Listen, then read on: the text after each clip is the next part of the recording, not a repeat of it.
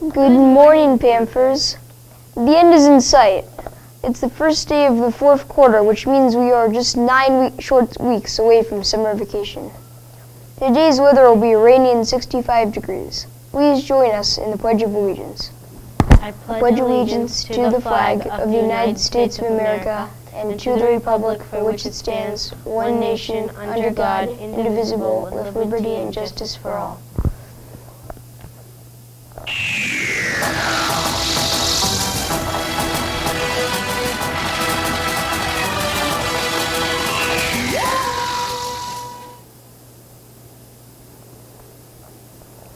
Today's fact of the day is all about the current administrator of NASA.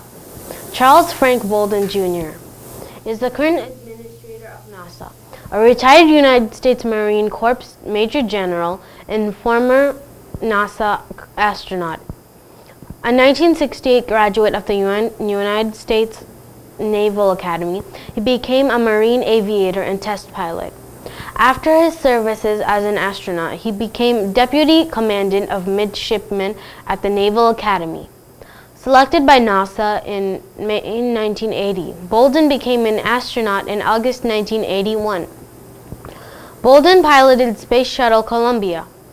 During the 6-day flight, crew members conducted experiments in astrophysics and materials processing. Bolden also piloted the Space Shuttle Discovery. Launched on April 24, 1990 from Kennedy Space Center, the crew spent the 5-day mission deploying the Hubble Space Telescope and conducting a variety of mid-deck experiments.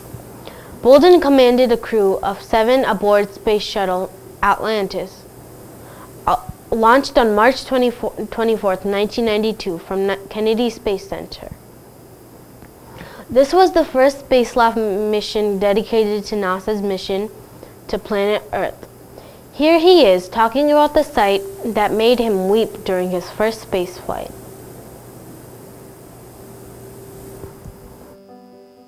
My perspective on Earth changed dramatically the very first time I went into space. 6, 5, 4, 3, 2, 1.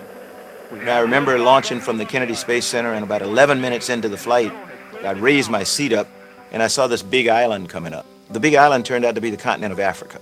There were no lines. It was just one big body. I was technically incredibly well qualified. I was emotionally a wreck. I just was not prepared to see my planet and the continent from which my ancestors had come, and I wept. I was overcome with emotion. You know, I flew 4 times. Every time I flew, while the familiarity with the environment became sort of natural, the wonder and awe of it never changed. My second flight, when we deployed the Hubble Space Telescope, we were 400 miles, 600 kilometers above Earth, and that's farther than humans have been other than going to the moon. And from there you see almost all of Earth at any given time. I remember flying over the Middle East, looking down at how peaceful it looked and how beautiful it looked, and then being shaken into reality, understanding what was going on down there, and you ask yourself, why? You know how it should be because you're looking at it the way it ought to be. So why isn't it? And you challenge yourself that when you come back to Earth, you're going to do everything in your power to make it the way it ought to be, the way it was intended to be.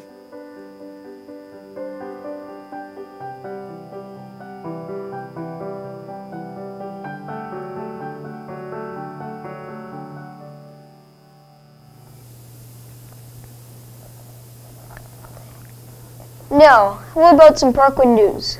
There will be no after-school activity buses this week.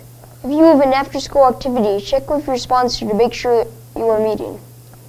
Here is a list of clubs that will meet this week. Art Club, SGA, Jazz Band, Civil Air Patrol, Tech Crew, and Shrek Rehearsals. Those clubs we just named will meet on their regular day and time this week. The following clubs are canceled this week: Weight Training and Super Saiyu. We will keep you updated on any other clubs that we are here about. Attention members of Girls Leadership. Please remember to turn in your signed permission slip. ASAP. You can turn these in to Mrs. Dial, Miss Freeman, Miss McCann, Miss McGraw, or Miss Pham. Also, if you need another copy, you just ask one of these teachers. Tennis Club for all experience levels will begin April 19th, occurring on most Tuesdays until May 24th. No experience or equipment is necessary. Registration forms must be signed and returned to the main office. See Mr. Parker with any questions. Wish these students a happy birthday. Happy birthday to you. Happy birthday to you. Happy birthday to you. Happy birthday to you. All right? Panthers, on this day in 1877, we finally learned what it felt like to fly. That's right, the first human cannonball act was performed in a London circus. The feat was performed by a 14-year-old girl called Zazzle, whose real name was Rosa Matilda Richter. She was launched by a spring-style cannon invented by Canadian William Leonard Hunt. She later toured with the P.T. Barnum Circus. Ferrini's cannon used rubber springs to launch a person from the cannon, limiting the distance he or she could be launched. Richter's career as a human cannonball ended when a launch went awry and she broke her back.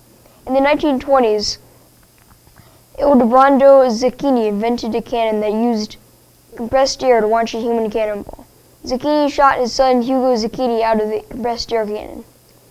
Members of the Zucchini family were later inducted into the Ringling Brothers Circus Hall of Fame. Check out these two perspective videos of this unique sport.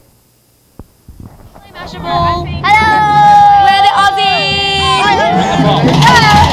Smash it!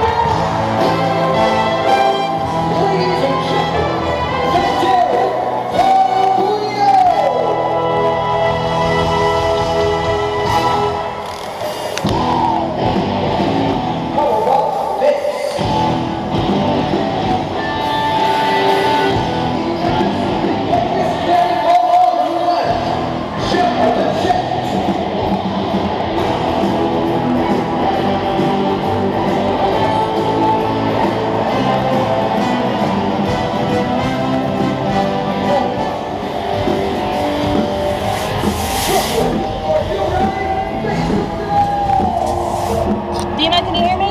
Yes, everybody? Yep.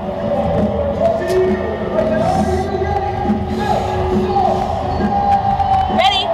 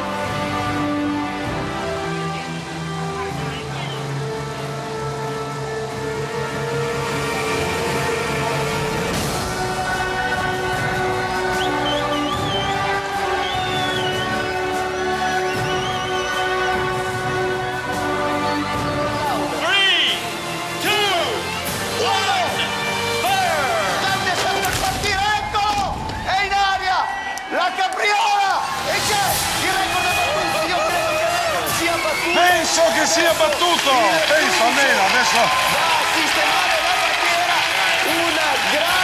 Se è la striscia gialla da superarsi.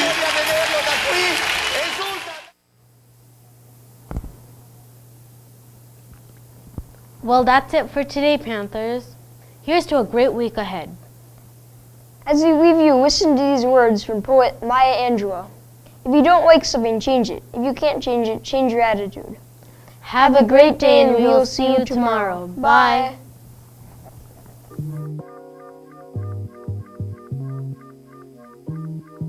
Turn it up loud.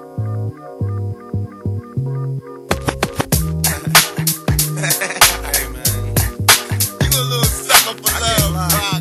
Word up. I should have seen you was trouble right from the start. Taught me so many lessons, how not to mess with broken hearts. So many questions. When this began, we was the perfect match for